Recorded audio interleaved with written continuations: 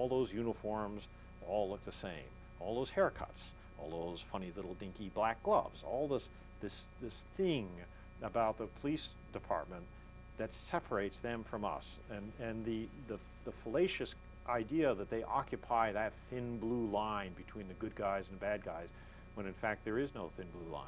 There are no good guys and bad guys. They are all one and the same. Bad guys do good things, good people do bad things, and the police need to sort that out. The more I looked into this, the more intriguing it became as what I am, as a sort of closet social anthropologist. So, why not commingle all of that? Why not use my interest in human beings and how they interact with each other and put in police procedurals, and on top of that, mix in my background as a journalist and a historian, because I used to write history books before I wrote mysteries. That's how I supported myself early on when I was a full-time writer, which I've been for 20 years now, was writing history books. So now I can still do all that history research. I can interview people, which I do 30 to 40 times per book.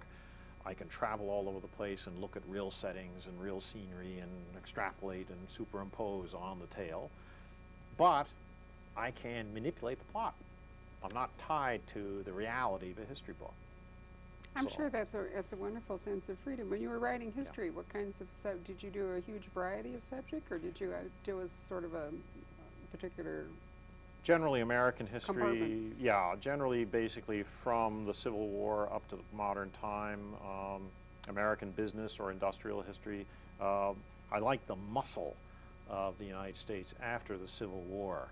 All these people trying to turn this wilderness into a market economy. That was fascinating to me. A lot of people bumping into a lot of other people and causing a lot of damage and a lot of sparks and a lot of good things as well. The raw energy of the United States was most palpable during that latter half of its current history. So I like to focus on that. It is interesting. Stephen Ambrose has a new book out. The title precisely has escaped me, but basically about building, you know, the railroad, the Transcontinental Railroad. Yes. And Yeah.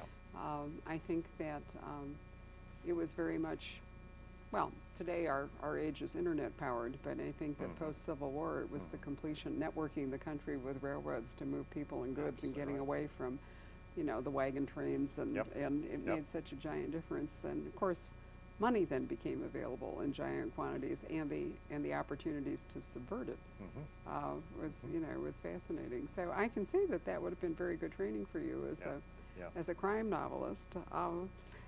Before we get too far away from your childhood, I want to know about being born in the back of the car, and then we'll move on. But you got me there. That was admittedly a one-liner. The reason I phrase it that way is I was actually born on a farm in New York State. My father ran a farm. He was a gentleman farmer. He also had a day job, but my mom really ran the farm, and there were 6 kids. I was the bottom of the pile, and we had some people helping us out also. But good Lord, I think I left there when I was about 1 year old, and we moved to Canada, and then we moved, and we moved, and we moved, and we moved to South America, we moved to Europe and several places, we moved all over the United States. We moved so often that there was a bet going among the 6 kids that my father actually had a criminal record. He was just being very quiet about it. But what did he do? Well, actually, he was just a businessman, but he was a bit of an anarchist businessman because he always used to counsel us, never quit, always get fired, which I always thought was sort of curious. It was either reverse psychology or he really is nuts. He's now 94 years old and just as charming as he's always been. Living in Hanover, New Hampshire, where members of my family have now migrated around Dartmouth College. But he was just a restless guy, and he was constantly driven towards a task or a challenge or a project that needed to be completed. And I have to admit, I've inherited that.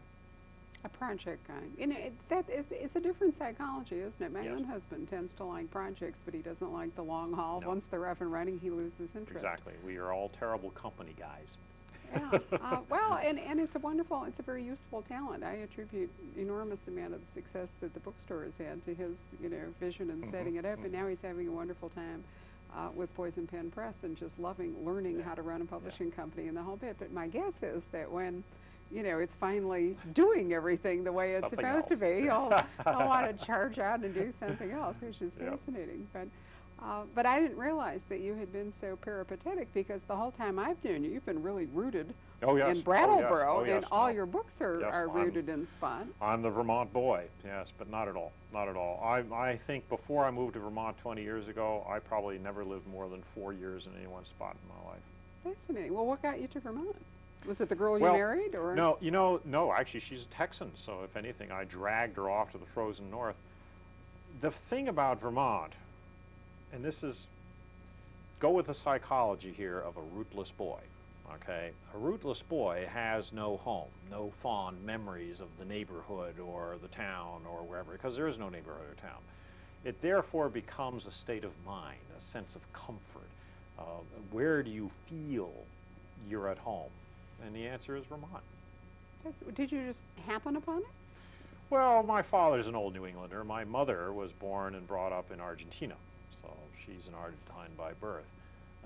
But my father was born and bred in Gloucester, Massachusetts, which is part of Cape Ann, actually in Annisquam, a little tiny fishing village that is just a tiny fragment of Gloucester, so we're getting tinier and tinier for all those lovers of the perfect storm. It's there, fishing land. His family home dates back to the late 1600s. My cousin still owns it.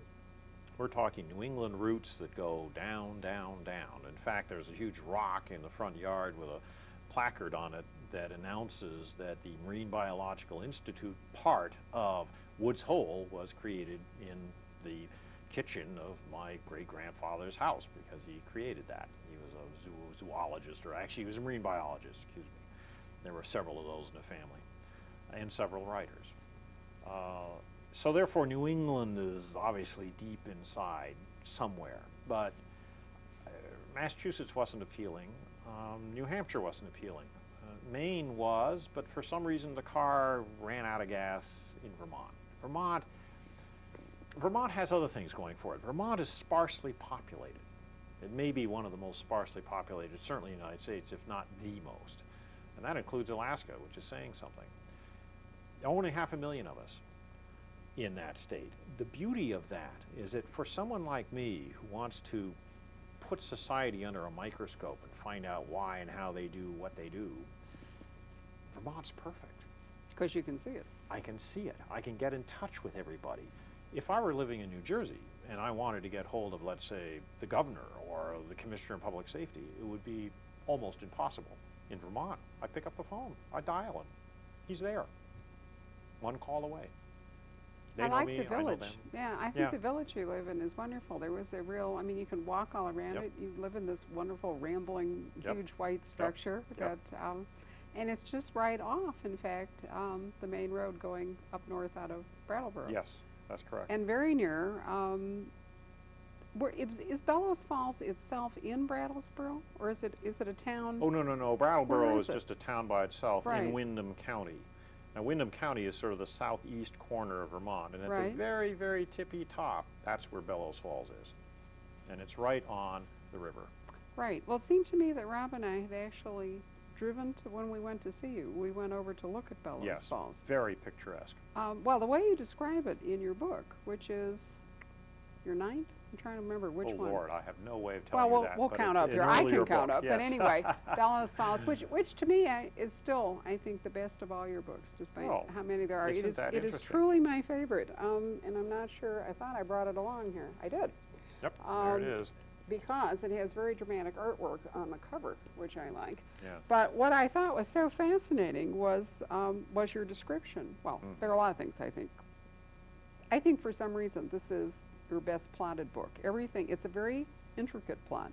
There are lots and lots of pieces to it, and it all comes together in a really, I think, very satisfying resolution. But I remember there was this dramatic description of the way this river and gorge go through this town. Yes. And so I was motivated very strongly when we came to visit you to go and see it. It was just as impressive. It knocks your eyes out. It does. It Very really dramatic. does. I mean, those of us in the West tend to think, that we've got it all when it Yes, comes exactly, to yes. the Grand Canyon, Yeah. Oh, sure. paltry after Right, that. But exactly. in fact, Bellows Falls was really dynamite. But I couldn't remember whether we had driven some distance, you know, to go and see it. Not a great distance. You really don't have to travel a great distance. To travel the furthest possible spot in Vermont, which is on a diagonal, still takes you 2.5, 3 hours. That's it. And then you're out of state.